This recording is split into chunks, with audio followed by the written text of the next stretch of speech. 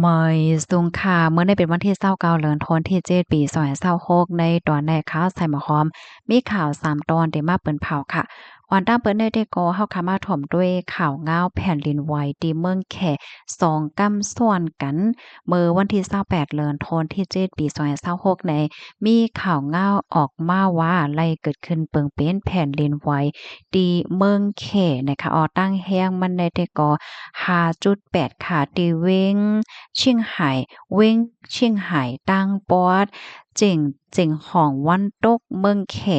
ล่วงในเป็นกว่าเมื่อว่าค่ะเนาะข่าวยาม11:34กลางวันจอมหนังข่าวยามติเว้งปักกิ่งว่าเฮ็ดจังได๋ค่ะเลยฮู้ว่าเปิงเป็นแผ่นดินไหวในปอกำในค่ะนะไหว2กำซ้อนกันค่ะปอกำที่1ในตั้งแรงมัน5.7แมกนิจูด ปอกำที่2ซ้ำ5.8แมกนิจูดเนี่ยค่ะอันในห่างกัน18มินิตก็นานก้วยว่าเฮ็ดจังได๋ค่ะ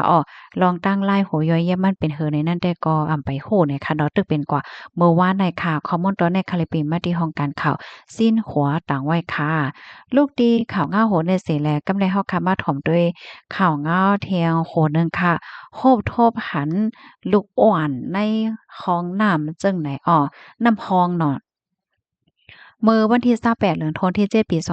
2026เข้ายามกลางค่ำภูมิพลพรโรงปลิงบางใหญ่ค่ะและรับถึงลาดว่ามีคนคบทบหันขับโตล้วนเลี้ยงผู้ไว้อยู่ในน้ำคลองที่บางแม่นางเจะเว้งบางใหญ่ใจดอนโนนทบุรีค่ะที่อันเป็นนั่นค่ะเนาะมันก็เป็นน้ำคลองจังหนังเฮาหันที่ในแคบหางเนี่ยตั้งกว้างมาในแต่ก่อ1.5เมตรตั้งลึกก็50เซนติเมตรค่ะ ในมีไว้อยู่ที่ในป่าโกยค่ะนะครับโตลูกอ่อนในอายุที่มีอยู่ม6เลินค่ะนะอายุในตองค่ะเนาะอันมีไว้อยู่ที่ในน้ำคองนั่นแหละค่ะทรายลือว่าสังว่าจังไหนก็ยังตึกติดขำไว้อยู่จังไหนนะครับโตน้องอ่อนได้แต่ก็ซัมปอขิวกำลงไว้ค่ะล่ามว่ารู้สึกสาใจมาเยี่ยมบอก4-5วันในเลยต้องเลยถามนายโกอายุไล33ปีเป็นก้นแห่งการก้นเมืองแคมโบเดียปอของลูกอ่อนลาดว่า มั่นใจในเป็นปอของลูกอ่อนเมมันได้แต่ก่อลาดว่าไปมาเหี่ยวก็ล่มค่ะลูกอ่อนนั่นเนี่ยก็เลยหลุดออกมาไหลออกมาป้า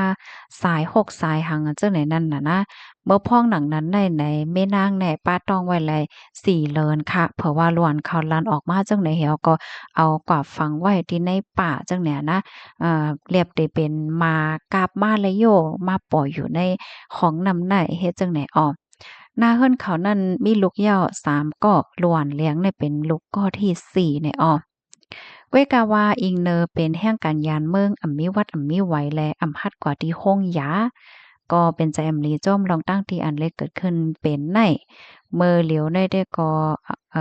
ฮู้ว่าแต่ละเฮ็ดจึงหือว่าลูกอ่อนอันสิ่งก่อนนั้นก็ย่ำไปฮู้ว่าเป็นก้นยิงห้ากวนจ้ายจังไหนย้อนว่า ปันใจแน่อ่ำหันเมื่อพ้องตีมีมานั่งในตกลูกนั่นค่ะน่ะเสริมได้กว่าได้ก็เตเข้าใจเฮกลางหนังเฮอเตมีลูกเทียงเฮ็ดจังไหนตั้งฝ่ายภูมิพลพรโฮมปลิงบางใหญ่เนี่ยก็ลาดว่าไล่กดทัดขิมฮ้อมที่อันเป็นนั่นเหปยก็ไล่กดทัดขิมฮ้อมที่เขาอยู่เป็นแคมป์ก่อสร้างค่ะเสียก็เตต้องถามเตต้องได้ถามลองตั้งไลน์ โหย่อยยามมันสืบกว่าเฮ็ดจังหนังไหนแหละค่ะจึงหือก็ยาวค่ะตามฝ่ายมยาเขาเนี่ยก็ได้กดทัดด้วยค่ะว่าลูกอ่อนอันลูกเสียงสาใจกว่าแน่มันหือเนาะมันลูกเสียงจะมาอยู่ในตอง5อำนั้นก็เกิดออกมายาวเสียจังเป็น5แหละจังแน่ค่ะเปิดได้เก็บหอมตอมโจ้สาวแสงหลักฐานมันเหี่ยวก็คับขึงกว่าจำหนักปักเปิงหมายมีหวานเมืองมีนั่นว่าเฮ็ดจังไหนค่ะพี่น้องเฮาเขาถ่อมข่าวโหในย่อหันถึง จึงหือพองเนี่ยค่ะเนาะเพราะว่าจัดปานค่ะนะพัดกว่าหาหมอเนี่ยปยอป้าอยู่ลีแม่มได้เป็นหือค่ะเนาะเพราะว่าเป็นจังไหนแน่ลูกอ่อนแน่มันออกง่ายมันตกง่ายบ่นายค่ะเนาะปลาดล่มสันเจิ้นหนังว่าป้าต้องไงปลาดล่มลูกอ่อนก็ออกมาไลง่ายๆให้นั่นค่ะเนาะอันนี้โปรเลยไผโฮไข่ในลาดในไล่เนี่ยค่ะข้อมูลตอนในคาลิปิมาที่ห้องการข่าวเวิร์กพอยต์และห้องการข่าวนนทบุรีต่างไว้เนี่ยค่ะ ลูกดีข่าวเงาโหในเสแลกำในเฮาค่ะมาถ่อมโดยข่าวเงาแทงโหหนึ่งค่ะ ในตอนใดแต่ก็เป็นรวงที่อันไข่ปันฟ้างเติ้นถึงปันเปิงลงมาในแต่ก็พี่น้องแห่งการยานเมืองในวันเขาหวาเนาะข้อที่1บ่ว่าพี่น้องเฮาเขาได้กว่าที่ว่าตีก้องกว่าที่ไหลตั้งไหลเสมว่าได้ให้ไหลทัดโดยโลดเคิงโลดก้าตัวเจ้าเก่าหังไผมันคะนะว่าเคิงจากมันจงมีลงข้องคำห้าเบรกมันปลิกมันจ่องมันเหตุการณ์ห้าสังห้าเลยเจ้าไหนเพราะว่าที่ออกข้าวตั้งไกลเนี่ยก็ยิงแค่นโหลดเลยฟ้างเนี่ยค่ะอ้อ ข้อที่2เนี่ยก็เมื่อว่าพี่น้องเฮาคาดีกว่าได้มื้อหนึ่งนั่นให้ไล่เอาวัดไว้กึกโตกว่าจอมอยู่ตาเสเนาะว่าได้เป็นวัดไว้กึกโตก็เมียวๆนั่นเนาะว่าวัดไว้มันก็มีหลายเซียนเนาะเพราะว่าย่าเปิ้นทัดเนี่ยว่าเปิ้นถามหาเนี่ยเฮาค่ะก็จ้างเอาในเปิ้นไล่เนาะเพราะว่าฮอรถฮอกาหังก้อยเนี่ยก็ไว้ขับขี่จังเนี่ยก็ลำลวงเนี่ยค่ะอ่าผู้ไลไผเซ็มว่าค่ะนะ3ปาน7เซียนก้นหนุ่มก้นแก่ก้นเฒ่าค่ะเนาะแต่กว่าไรก็เอาวัดไว้ กึกโตอยู่ห้างไผมันเสกำค่ะข้อที่3เนี่ยก็จอมหนังตีอันมีข่าวเงาออกมาเมิ่มหลายวันที่ป่นมาในค่ะตั้งฝ่ายผู้ใหญ่ก้นหลงฝ่ายปลีเขาเนี่ยก็ไล่ออกคอสั่งให้ไล่เคียงเคียงกดทัดปัดปืนโตเมืองวงกลางวันที่25เดือนธันเจ็ดถึงวันที่2เดือนธัน8ปี2566ในให้ไล่ตั้งลานเหี่ยวก็กดทัดเหนือเส้นตาสายตั้งว่าจังไหนออข้อที่4ค่ะ เมื่อว่าพี่น้องเฮาเขา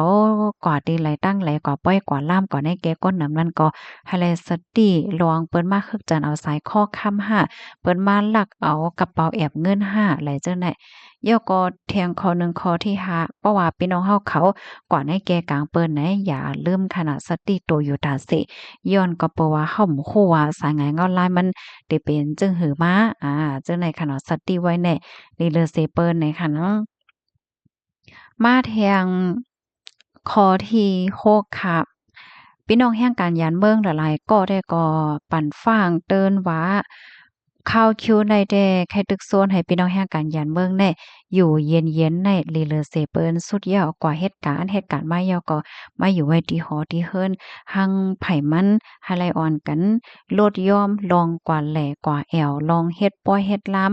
ลองเกี่ยวลองมนพองล้าไหนเนาะ ให้ไลออนกันคัดใจเหตุการณ์เนี่ยก็เก็บหอมตอมจุ่มเงินต้องหังไผมันว่าเนี่ยค่ะพี่น้องเฮาคาโลหรือสิ6คอในเหย้ามีเทียงคอไหลพองให้เพิ่มเถียมเนี่ยก็เพิ่มเถียมมาลัยเนี่ยค่ะอ้อพี่น้องคาโลหันถึงจังหือพองวันมื้อในมีรองตรงเหนือจังหือพองปันตาหันถึงมาลัยค่ะเนาะได้แต่ก็ไม่อกไม่ใจถึงพี่น้องค่ะเสร็จแล้วเอามาหมอกมาลาดมาปั่นฟางก้อยค่ะเนาะป้อหลีก็เอาป้อเมาก็แปดในค่ะอ้อนะ อ๋อยินจมูกก็ที่รับถอมปันแห้งค่ะออมอยสุงค่ะ